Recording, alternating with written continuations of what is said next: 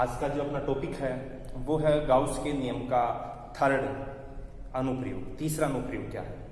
तो तीसरा अनुप्रयोग का जो नाम है वो है समरूप अपरिमित आवेशित चालक पट्टी के कारण विद्युत क्षेत्र की तीव्रता निकालेंगे अपन लोग। तो जो अपना टॉपिक चल रहा था वो ये था गाउस के नियम की सहायता से विद्युत क्षेत्र की तीव्रता ज्ञात करना। तो अपन लोगों ने अनंत लंबाई के आवेशित चालक तार के कारण विद्युत क्षेत्र की तीव्रता निकाली। अपरिमित विस्तार की अचालक परत के कारण अपन लोगों ने विद्युत क्षेत्र की तीव्रता की दिशा और उसका परिमाण निकाला। ठीक है, और आज का अपना टॉपिक है चालक पट्टी के कारण विद्युत क्षेत्र की दिशा और परिमाण ज्ञात करना है। सबसे पहले अपन लोग दिशा ज्ञात कर रहे हैं। तो ये आप लोगों की चालक पट्टी है, चालक पट्टी जिसकी मोटाई होती है, ये मोटाई मैंने प्रदर्शित कर रखी है। ओके, चालक शब्द है। तो चालक शब्द के लिए एक इंपॉर्टेंट जो बात थी वो मैंने आपको पहले बता दी थी पिछले लेक्चर वीडियो में कि आप चालक को कहीं पर भी आवेश दो, आप इस चालक पट्टी को चाहे इस कोने पे आवेश दो, इस किनारे पे आवेश दो, कहीं पर भी आवेश दो, अंदर दो, बाहर दो, किसी एक पॉइंट पे दो, कहीं पर भी किसी कंडक्टर, किसी धातु, किसी चालक को आवेश दो, वो अपने आप उसकी पूरी सरफेस पे फैल जाता है, एक समान रूप से फैल जाता है। अंदर आवेश नहीं ठहरता अपने आप, क्योंकि उनके अंदर मुक्त इलेक्ट्रॉन पाए जाते हैं चालकों के अंदर, और उस मुक्त इलेक्ट्रॉनों की वजह से वो आवेश एक समान रूप से फैल जाता है। ये पिछले लेक्चर वीडियो में मैंने आपको समझाया था। तो मैंने इसको ये आवेश दिया, आवेश एक समान रूप से इसकी सतह, इसकी सरफेस, इसकी पृष्ठ पर फैल गया। फॉर एग्जाम्पल, जैसे ये मेरे पास ये कोई पट्टी मान लेते हैं जिसकी ये मोटाई है, मैं इसको यहाँ कोने पे आवेश दूंगा, अपने आप ये आवेश अंदर ना जाके इसकी सारी सरफेस, जितनी भी सतह है, उन पर एक समान रूप से फैल जाएगा। ओके, तो अब सबसे पहले ये चालक पट्टी हो गई जिसको अपन लोगों ने एक समान रूप से आवेश दिया, अपरिमित लंबाई चौड़ाई की है, तो इसका एक मैंने छोटा सा टुकड़ा ले रखा है। ठीक है, अब इसके कारण सबसे पहले अपने को विद्युत क्षेत्र निकालना है। ठीक है, तो उस विद्युत क्षेत्र की पहले दिशा ज्ञात करेंगे और फिर विद्युत क्षेत्र का परिमाण ज्ञात करेंगे। विद्युत क्षेत्र की दिशा ज्ञात करनी है बिंदु P पर। ओके, और ये बिंदु P इस पट्टी से स्मॉल r दूरी की डिस्टेंस पे है। कितनी दूरी की डिस्टेंस पे है ये? स्मॉल r दूरी की डिस्टेंस पे है ये बिंदु P, और ये जो डिस्टेंस स्मॉल r ये इसके परपेंडिकुलर है। ये जो पट्टी है इसके लंबवत दूरी है, इसके लंबवत है ये दूरी। ओके, बिंदु P पर विद्युत क्षेत्र की दिशा ज्ञात करने के लिए मैंने वही काम किया जो काम अपन ने पीछे वाले टॉपिक में किए थे। पीछे वाले जो अपने अनुप्रयोग थे उनमें क्या किया था, अपन ने दो अल्पांश लिए। ठीक है ना, तार पे समान लंबाई के और परत पे समान क्षेत्रफल के, उनके कारण विद्युत क्षेत्र निकाला अलग अलग, और फिर दोनों के घटक किए अपन ने, लंबवत घटक कट गए, अनुदिश घटक जुड़ गए। तो वही मामला यहाँ पे है।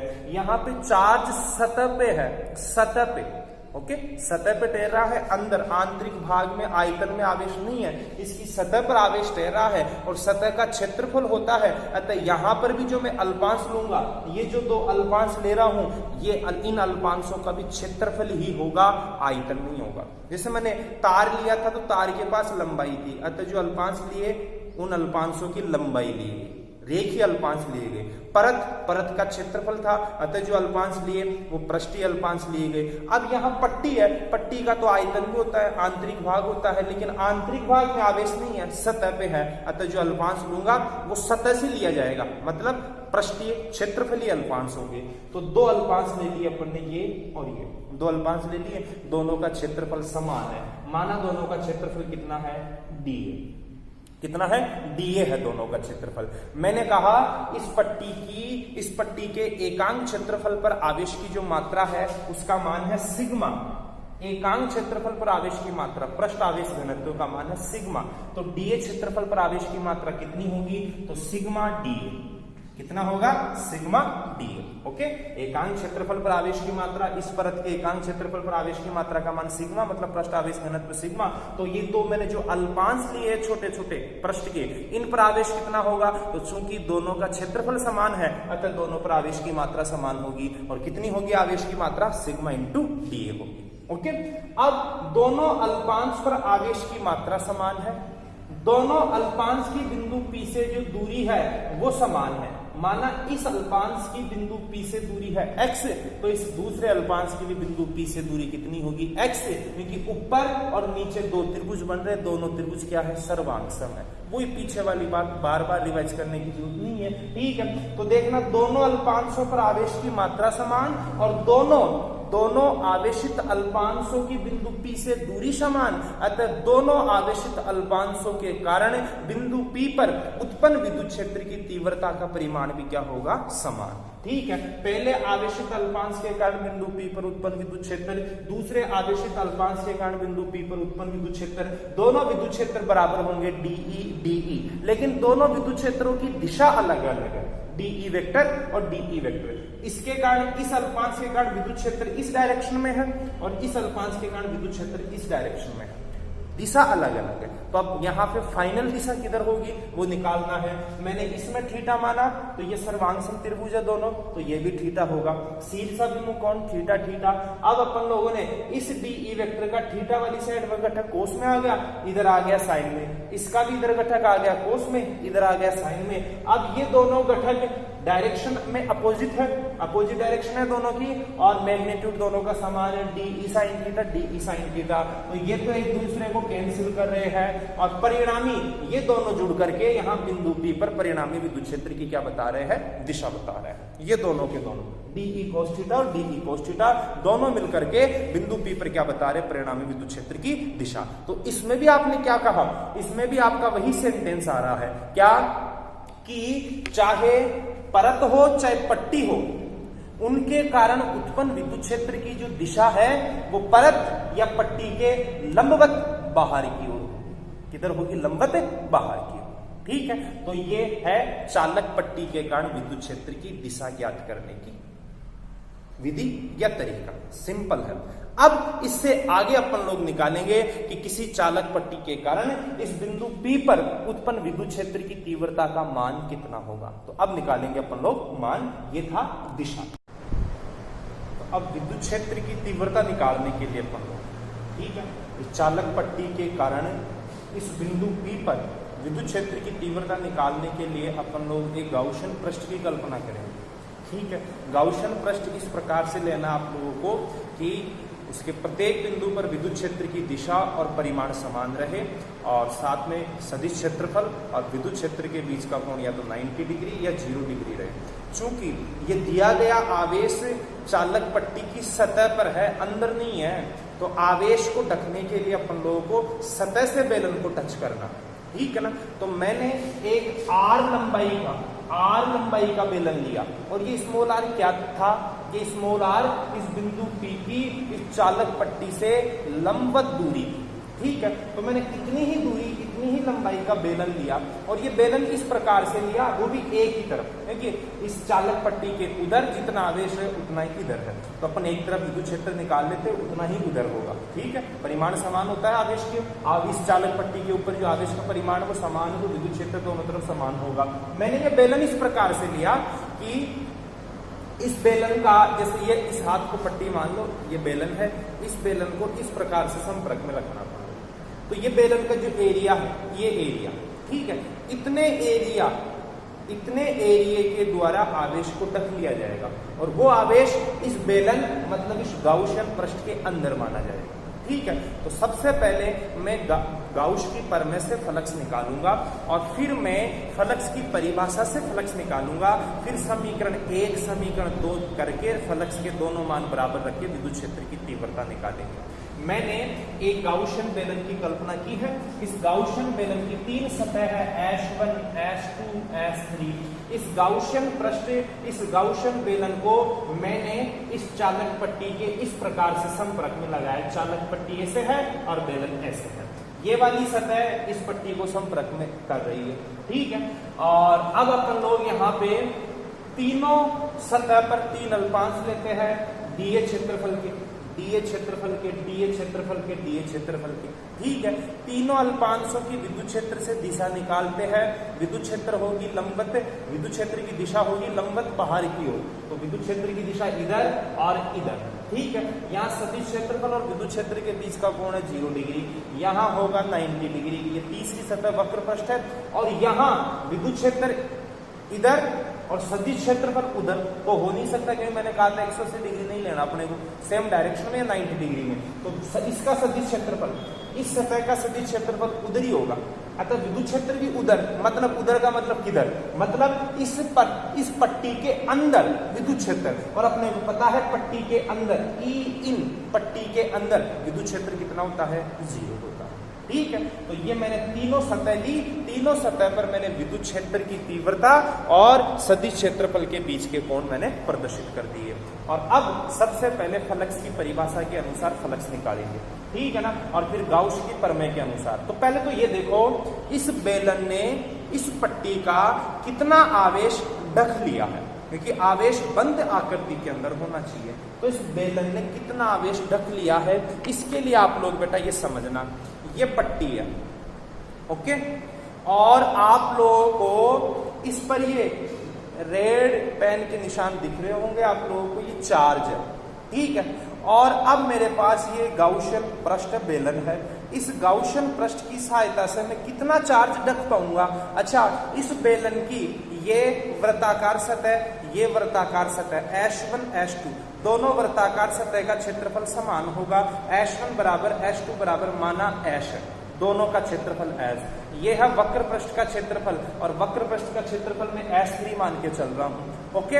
अब मैंने ये चालक पट्टी, इस पट्टी को जितना भी आवेश दिया वो सतह पे आया, और मैं अब इस गाउसियन पृष्ठ की सहायता से इसका आवेश ढक रहा हूं। कितना आवेश ढक लिया, तो ये लो, मैंने इस प्रकार से ये लगाया, इस प्रकार से, इस पर, ठीक है, ये पट्टी है और ये पट्टी पर मैंने गाउसियन पृष्ठ लगा दिया इस प्रकार से। तो आपको ये देखना है इस बेलन ने कितना आवेश ढक लिया।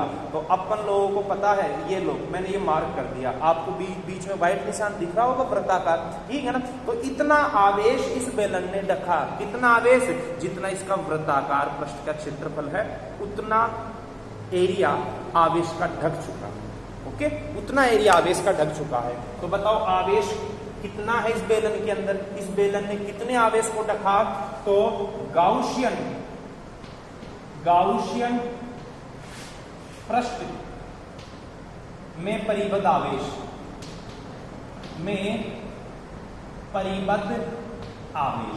मतलब इस बेलन के अंदर कितना आवेश है, तो बेलन ने यहां से ढक लिया आवेश। कितना ढक लिया, अपन जानते हैं एकांक क्षेत्रफल पर आवेश की मात्रा होती है सिग्मा, पृष्ठीय आवेश घनत्व। तो बताओ कितना क्षेत्रफल आवेश का कितना एरिया इसने ढक लिया, तो S जितना इसका वृत्ताकार सतह का क्षेत्रफल है उतना एरिया इसने ढक लिया। तो कितना आवेश हो गया, Q बराबर सिग्मा, एकांक क्षेत्रफल पर आवेश है सिग्मा, अतः S क्षेत्रफल पर आवेश कितना होगा, सिग्मा S, ठीक है, ये क्षेत्रफल है S, ओके। अब गाउस की प्रमेय से फ्लक्स कितना होता है, तो गाउस की प्रमेय से फ्लक्स होता है फाई बराबर sigma Q upon epsilon not. Sigma Q है जो गाउसियन पृष्ठ आप लोगों ने लिया है, उसके अंदर आवेश कितना है, तो इस बेलन के अंदर आवेश कितना है, तो इस बेलन के अंदर आवेश है सिग्मा एस, जो यहाँ से ढक रखा है बेलन ने, यहाँ से ढक रखा है।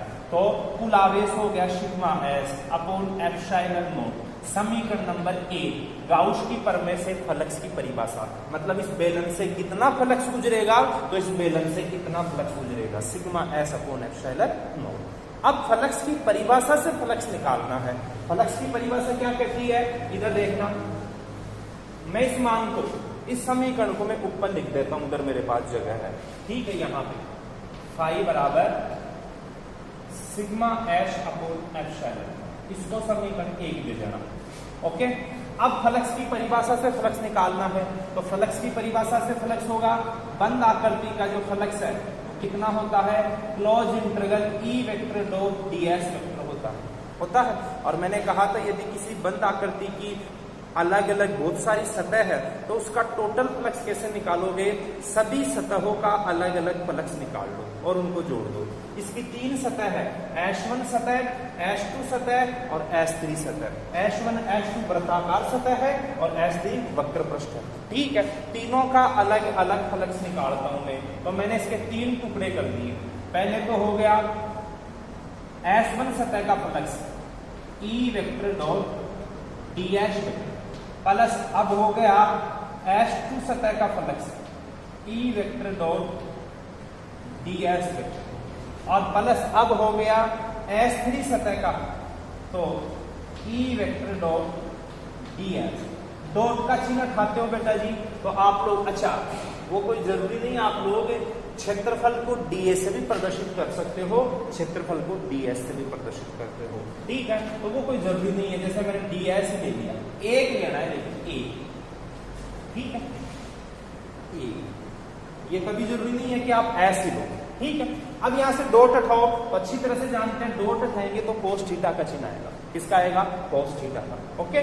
तो मैं हटा रहा हूं, यहाँ देखना, फाई बराबर h1 E vector dot dot sorry dot हट चुका है, ई ds cos थीटा।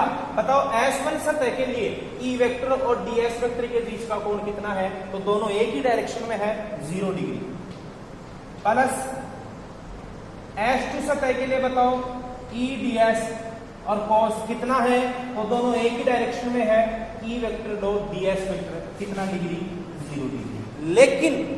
लेकिन S2 सतह में जो विद्युत क्षेत्र ले रहा हूं ना मैं, S2 सतह में, ये S2 सतह ये रही, इसमें जो विद्युत क्षेत्र ले रहा हूं वो विद्युत क्षेत्र है चालक पट्टी के अंदर की ओर का, और चालक पट्टी के अंदर की ओर का विद्युत क्षेत्र कितना होता है, 0।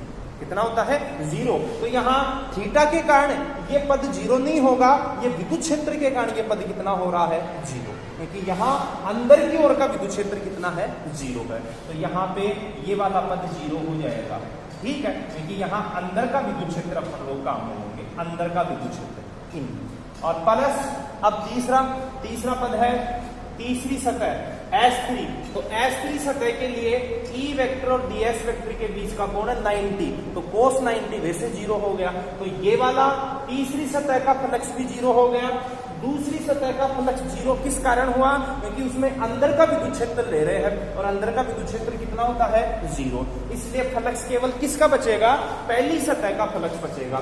तो तीसरी सतह का फ्लक्स भी 0 हो गया, दूसरी सतह का फ्लक्स भी कितना हो गया, 0, और केवल बच रहा है कौन सी सतह का, पहली सतह का फ्लक्स बच रहा है, ठीक है। तो अब अपन लोग इसको आगे और लिखते हैं, देखना, तो टोटल फ्लक्स कितना बचा, तो E ds और पहली सतह के लिए हो गया cos 0, तो पहली सतह का फ्लक्स बचा, और समाकलन का चिन्ह ds के लगा देंगे अपन लोग, ठीक है।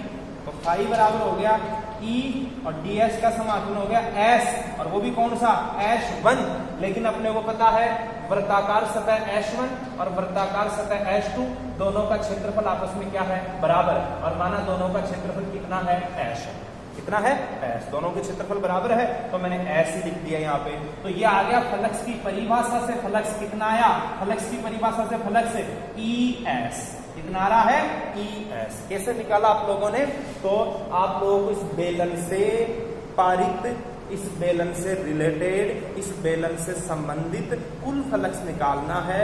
तो ये बेलन एक बंद आकृति है, इस बंद आकृति का फ्लक्स कैसे निकालोगे, तो इस बंद आकृति की 3 सतह है, S1, S2 और S3, तीनों सतह के लिए अलग अलग निकालो फ्लक्स, और तीनों में आप जब डॉट को हटाओगे तो cos थीटा आएगा, इसमें थीटा 0 डिग्री, दोनों सेम दिशा में है, और इसमें थीटा 90 डिग्री, इसमें दोनों लंबवत है, 90 वाले का फ्लक्स कितना, 0, इसका फ्लक्स बचेगा।